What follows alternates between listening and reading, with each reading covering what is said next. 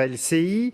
D'abord, qu'est-ce que vous répondez à Jean-Yves Le Drian qui expliquait à la mi-journée sur LCI que c'est vous qui avez fait lâcher les vannes en quelque sorte et fait venir à Ceuta ces milliers de jeunes Marocains?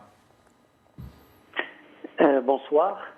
Je pense qu'il y a dans cette affaire beaucoup d'amalgames et beaucoup de discours fallacieux. De quoi s'agit-il? Il s'agit tout d'abord d'un problème entre le Maroc et l'Espagne. Un problème politique, et j'ai entendu dans votre plateau que c'est parce que l'Espagne a accueilli quelqu'un pour le soigner et que le Maroc est tenu de contester ça. C'est pas ça la réalité. La réalité, c'est que l'Espagne a introduit cette personne sur son territoire avec des documents falsifiés et une identité usurpée sans même informer le Maroc. La réalité, c'est que cette personne est poursuivie en Espagne. Il y a au moins 4 plaintes contre lui pour viol d'une citoyenne espagnole, pour torture et pour terrorisme par une association, l'association canarienne des victimes du terrorisme. Donc il s'agit d'un cas d'état de droit, d'application de la loi d'abord espagnole et de l'intervention de la justice espagnole. Le Maroc a été clair dès le départ, il s'agit d'un acte contre ses intérêts, d'un acte déloyal et d'un acte qui ne respecte même pas la dignité et les intérêts des victimes espagnoles. Cette affaire s'est faite, le Maroc, les considérations humanitaires qui sont présentées, c'est un faux alibi. L'humanitaire ne signifie pas qu'on manœuvre derrière le dos du partenaire. Bon. L'humanitaire pour un pays voisin ne signifie pas qu'on change de passeport et qu'on introduit une personne sur l'espace européen. Pour autant, l'humanitaire, ce n'est pas d'oublier les droits des victimes espagnoles et de désactiver la justice espagnole. C'est ça le fond du problème. Ce n'est pas que le Maroc crée un problème parce que l'Espagne souhaite soigner quelqu'un. On comprend votre point de vue, monsieur le ministre, mais pour autant, si vous parlez d'humanitaire, ces images ont choqué le monde entier de voir des milliers de jeunes Marocains tout d'un coup filer vers Ceuta, plus de 8000 en une semaine, et l'Espagne qui dit mais qu'est-ce qui se passe? Ça a été jamais comme ça. Avant, le Maroc retenait ces jeunes ressortissants et là ne les retient plus. Et ce sont des drames humains épouvantables. Je vous entends et j'aimerais, loin de toute émotion, loin de toute démagogie, rappeler quelques faits. Le Maroc n'est pas censé protéger, n'a pas l'obligation de protéger les frontières de pays autres que le sien. Le Maroc n'a pas l'obligation, n'a pas la vocation d'être le gendarme de l'Europe ni son concierge. Le Maroc le fait dans le cadre d'un partenariat bien compris entre le Maroc et l'Espagne, entre le Maroc et l'Europe. Le Maroc le fait en partenaire.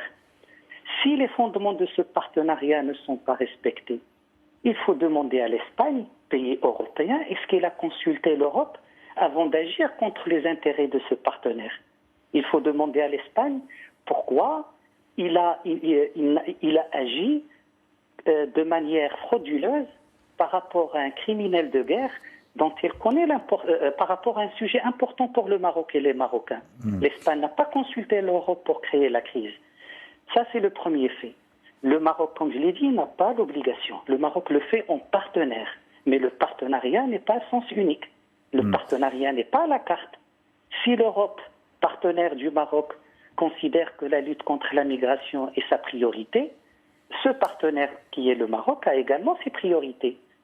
Est-ce que le partenariat, c'est qu'on demande au Maroc de respecter sa part du partenariat, mais qu'on se permet d'agir par rapport à ses intérêts fondamentaux? Monsieur le ministre, ce n'est pas non plus une bonne image, pardonnez-moi, pour le Maroc, que de voir ces milliers de jeunes Marocains vouloir quitter le pays pour essayer de gagner l'Europe à tout prix.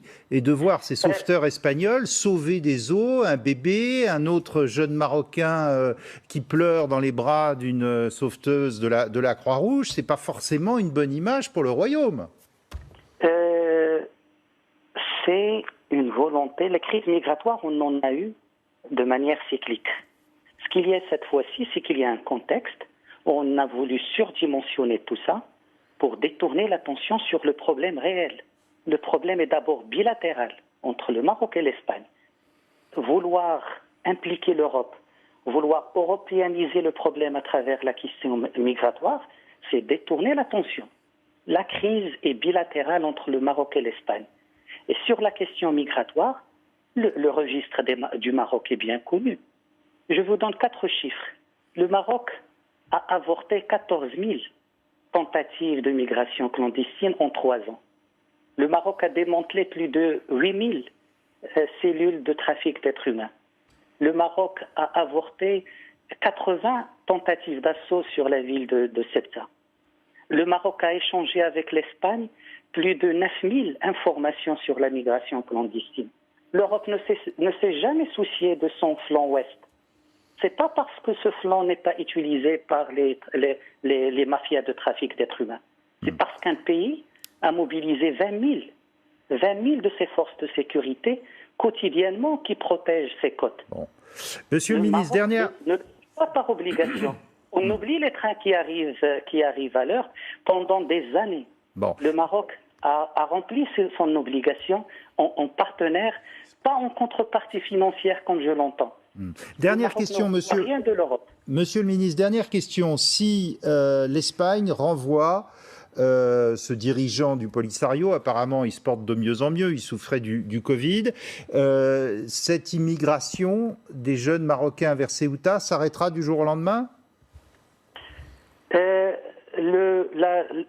L'Espagne se trompe s'il pense qu'en renvoyant ce monsieur, surtout avec les mêmes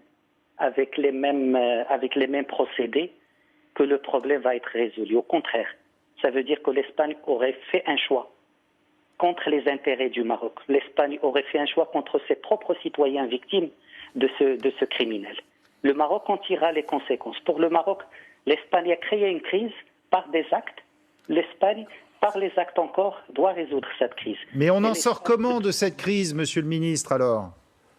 C'est à l'Espagne de trouver la solution. On ne peut pas manigancer le soir derrière le dos du partenaire et lui demander le lendemain d'être loyal sur les priorités de l'Espagne et de l'Europe. Et je pense que le Maroc est satisfait de sa relation avec l'Union européenne. Le Maroc n'a pas de problème avec l'Union européenne. Le Maroc a un problème avec l'Espagne et par rapport à un sujet particulier créé par l'Espagne sans impliquer l'Europe. Et je pense que c'est à l'Espagne de régler ce problème, c'est à l'Espagne de mener une enquête d'abord sur comment ce monsieur est entré, pourquoi on a changé son passeport, pourquoi on a changé son identité et pourquoi on a désactivé la justice par rapport à des crimes abjects qu'il a commis contre des citoyens espagnols. Merci beaucoup. Merci, monsieur le ministre. Nasser Bourita, ministre marocain des Affaires étrangères, d'être intervenu ce soir en direct sur LCI. Restez avec nous. On se retrouve dans un instant pour parler de quoi ? Eh bien, pour parler du prix. لا تنسوا الإعجاب بالفيديو والاشتراك في القناة تشجيعا لنا لنستمر بنشر المزيد إن شاء الله.